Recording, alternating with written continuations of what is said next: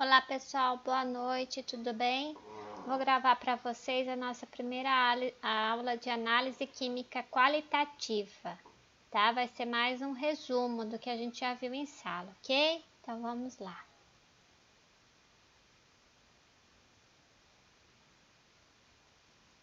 Então, análise química qualitativa.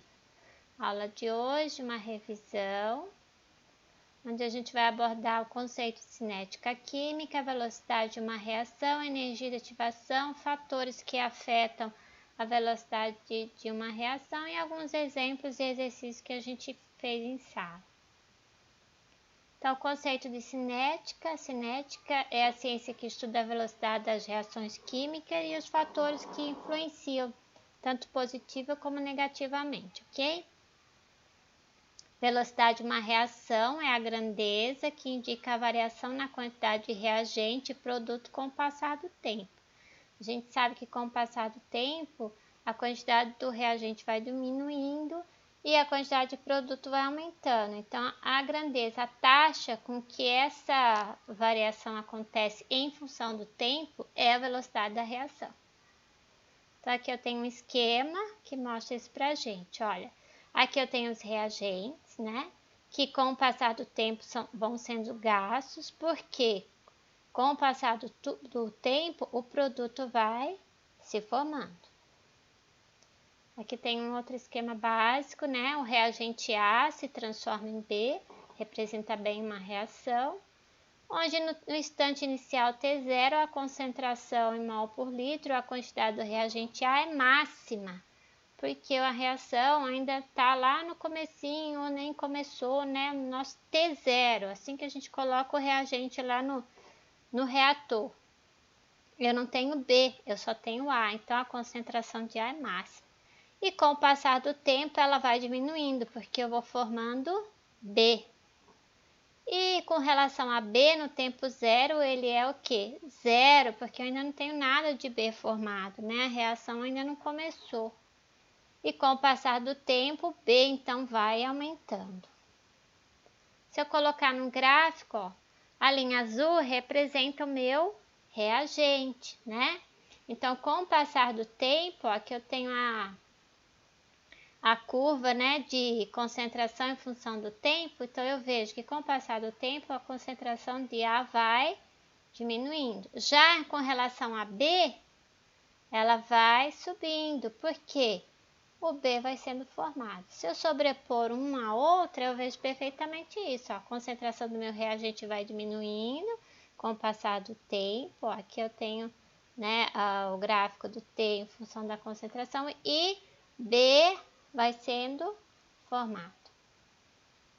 E a determinação da velocidade? Como é que eu faço para calcular a velocidade média de uma reação? A velocidade média é aquela que eu calculo no intervalo de tempo. Então, eu pego a concentração do reagente ou do produto num determinado intervalo de tempo, né? E calculo a velocidade. Então, tá aqui, velocidade média é a variação da concentração de A, que é o meu reagente, e função do ΔT. Quem é ΔT? O intervalo de tempo. Posso calcular também em função do meu produto, ó. Variação da concentração de B em função do ΔT. De novo, quem é o ΔT? É aquele intervalo de tempo que eu escolhi para calcular a velocidade média da reação. Então, aqui, ó, como é que fica a equação? Então, velocidade média é igual a variação da concentração sobre ΔT, né? Que variação? Concentração final menos a inicial e o ΔT, T final menos o T inicial. Que eu posso calcular em função do reagente, por isso que tem esse sinal menos, porque indica que a concentração de reagente está o quê? Diminuindo, porque eu estou formando o produto. E se eu calcular em função do produto, meu delta é positivo, porque a concentração do produto vai aumentando. Aqui é um exemplo, nós calculamos em sala, calcular a velocidade média de formação do produto conforme a reação. Aqui eu tenho a reação de formação da amônia, Então, ele vai calcular a velocidade média em função da concentração do produto, por isso é positivo, né, gente? E quem é o ΔT? Então, eu posso calcular no intervalo de tempo de 0 a 5. De 0 a 5, qual foi a minha variação? Ó, foi de 0 para 20. Posso calcular de 5 para 10, onde a concentração foi de 20 para 32. Posso calcular no intervalo de tempo de 10 a 15, onde a concentração foi de 32,5 para 40, e de 15 a 20, onde ela foi de 40 para 43,5. E aqui eu tenho o cálculo. A minha expressão, velocidade média é igual à variação da concentração da amônia sobre o ΔT. Aqui o intervalo de tempo de 0 a 5. De 0 a 5, gente. A minha concentração, né? De 20 para 0. ΔT, 5 e 0. A velocidade média foi 4 mol por litro por minuto. No intervalo de 5 a 10, a minha concentração 32,5 para 20, de 10 para 5. Aqui é o ΔT, né? De 5 para 10. 2,5 mol por litro por minuto. E aí eu calculei, né, para os outros intervalos de tempo. O interessante é que se eu analisar a velocidade média, eu vou ver que ela vai diminuindo. Por quê? Porque conforme eu vou consumindo o meu reagente para formar o produto, eu vou diminuindo a quantidade de reagente. Então, a velocidade também vai diminuindo, tá? Um outro exemplo que a gente fez na sala. Numa reação completa de combustão, foi consumido em 5 minutos 0,25 mol de metano, que foi transformado em CO2 e água. Calcule a velocidade da reação. Então, de novo, eu vou calcular a velocidade da reação em função do metano, né? Que foi consumido, certo? Então, como é que fica o meu delta de concentração e o meu ΔT? Olha lá, gente. Em 5 minutos, quer dizer que o meu ΔT, então, ele vai de 0 a 5. Então, eu não coloquei o 0 aqui, tá, gente? Mas é 0 menos 5. Eu consumi 0,25 mol. Então, qual que é a minha variação da concentração? É de 0 a 0,25, ok? Calcule a velocidade. Então, é só fazer 0,25 dividido por 5, que dá 0,05. Então, vamos repetir. A minha concentração foi de quanto? De 0,25 a 0, porque eu consumi tudo. Então, eu tinha 0,25, que foi totalmente consumido, então ele foi para 0. Então, meu delta de concentração é de 0,25 para 0. E o meu ΔT, qual foi o tempo que eu levei para consumir tudo isso? 5 minutos. Então, se eu fosse colocar um delta, seria de 0 a 5. É só substituir. Eu cheguei na velocidade média de 0,05 mols por minuto. Exemplo 3. A água oxigenada se decompõe produzindo gás e oxigênio, de acordo com a reação. O gráfico abaixo foi construído a partir dos dados experimentais e mostra a variação da concentração de água oxigenada em função do tempo. Qual será a velocidade média de decomposição da água oxigenada nos intervalos 1, 2 e 3? Então, vamos lá. Resolução. Então, ali eu tenho o gráfico, né? Primeiro eu vou calcular para o intervalo 1. Onde é que está o intervalo 1, gente? Aqui, ó. Desse ponto até esse aqui, né? A curva está descendo porque ela está em função do meu reagente. Então, daqui até aqui é o meu intervalo 1. Qual é a variação da concentração nesse intervalo, né? É de quanto a quanto? Olha lá. De 0,8 a 0,5. Tá ali na expressão. E o meu ΔT? Então, vamos lá. Meu ΔT é de 0. De 0, tá aqui, porque o meu 0,5 tá no ponto 0, né? A quanto?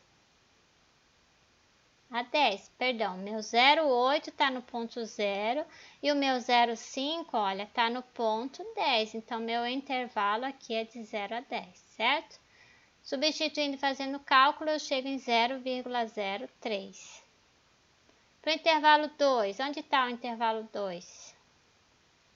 Ó, desse ponto a esse. Então, vamos lá. Como é que eu faço para pegar os valores? Teve gente que teve dificuldade, eu lembro, na aula. Então, aqui, ó, a concentração foi de 0,5 a 0,3 e o intervalo de tempo, ó, daqui até aqui, meu intervalo de tempo foi quanto? De 10 a 20, né? Fazendo os cálculos, 0,02. No intervalo 3, pessoal, aqui aparece 2, mas é o 3, tá? Preciso corrigir antes de mandar o material para vocês. No intervalo 3, desse ponto a esse, então, olha lá, de 0,3 a 0,2 a concentração e o tempo de 20 a 30. E se eu olhar, olha a velocidade, ó, ela foi diminuindo, né? É o esperado, né, gente? Porque a minha concentração tá o quê, ó? Diminuindo. E a gente sabe que conforme a concentração do meu reagente vai diminuindo, a velocidade tende a diminuir também. Aí a gente entra na parte de energia de ativação, foi? Então, em um sistema, os reagentes tendem a colidir e formar o complexo ativado.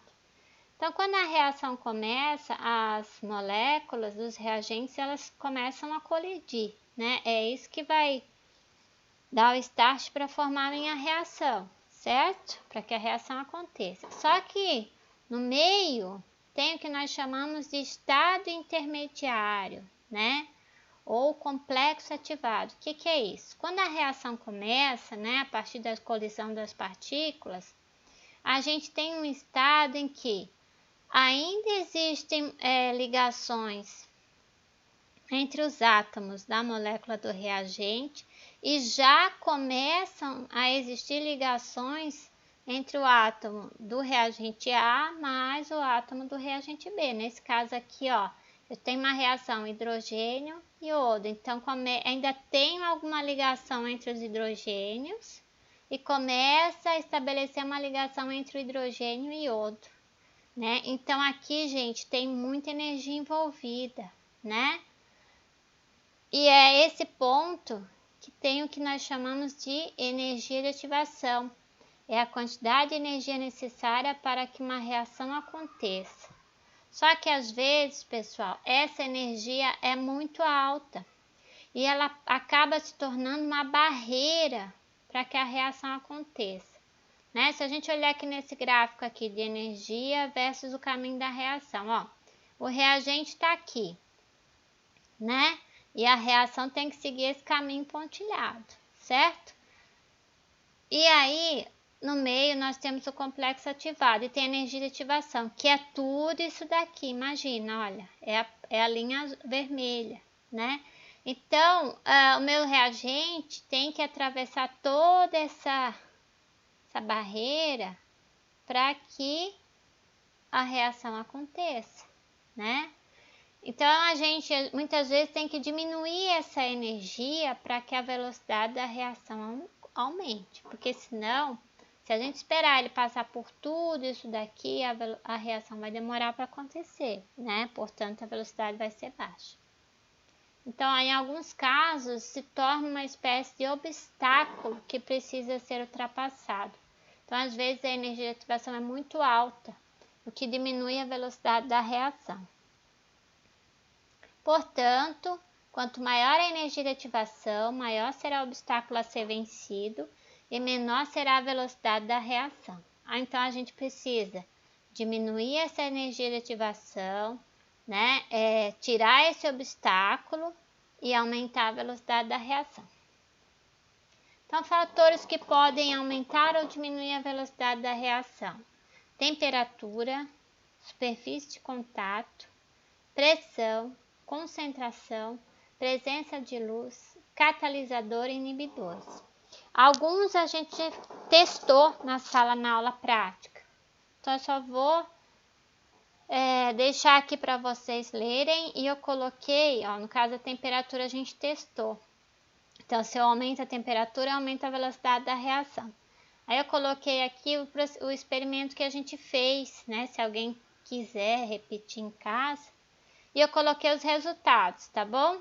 Olha lá, quem trabalhou com a temperatura viu que a reação na temperatura ambiente demorou 240 segundos. Quando a água foi aquecida, ou seja, a temperatura do meio subiu, a reação aconteceu em 50 segundos.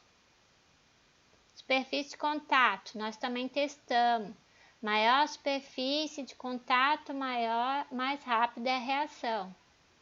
Então, olha lá, o pessoal que trabalhou com superfície de contato, comprimido inteiro, eu tinha pouca superfície de contato, levou 236 segundos. Quando o comprimido foi moído, eu aumentei a superfície de contato. A reação aconteceu em 76 segundos. Pressão, não conseguimos trabalhar com a pressão, então vamos lá.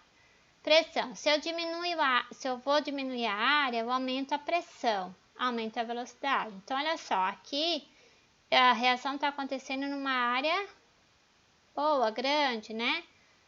Daqui para cá eu diminuí, ou seja, aumentei a pressão. Com isso, as partículas ficam mais próximas. E aí eu aumento o número de colisão, né? Portanto, eu aumento a velocidade da reação. Concentração, a gente também trabalhou com concentração. O que acontece? Aumenta a concentração do reagente, aumenta o número de moléculas, aumenta o número de moléculas e aumenta a velocidade da reação. Olha lá, o pessoal que trabalhou viu que usando o ácido clorídrico na concentração de 6 mols por litro, a reação aconteceu em 16 segundos. Quando eles diminuíram para 0,6, a reação levou 60 segundos para acontecer. Presença de luz. Teve gente que trabalhou com a presença de luz e o resultado foi impressionante, né, pessoal? Olha lá, as meninas colocaram lá a reação exposta à luz. Ela levou 420 segundos para acontecer. Aí pode pensar, nossa, mas é muito. Mas a mesma reação, né, na ausência de luz que elas colocaram na gaveta lá do armarinho, durante o tempo que a gente teve no laboratório, que foi mais ou menos uma hora e meia, não reagiu, tá? A gente tirou, deixou lá exposto e levou mais um bom tempo para reagir. Catalisador, substância química que diminui a energia de ativação e aumenta a velocidade. A gente não trabalhou com catalisador, né? Mas por que o catalisador faz isso? Porque o catalisador, ele muda o mecanismo da reação, né? Ou seja, ele muda, ele procura caminhos alternativos para que o reagente se transforme em produto, né? E aí ele diminui a energia de ativação nesse caminho alternativo e a reação acontece mais rápido. Então, a presença do catalisador não participa da reação, diminui a energia de ativação e aumenta a velocidade. As indústrias químicas, petroquímicas, elas usam muito catalisador, né? Porque para eles tempo é dinheiro, então eles querem que tudo aconteça muito rápido.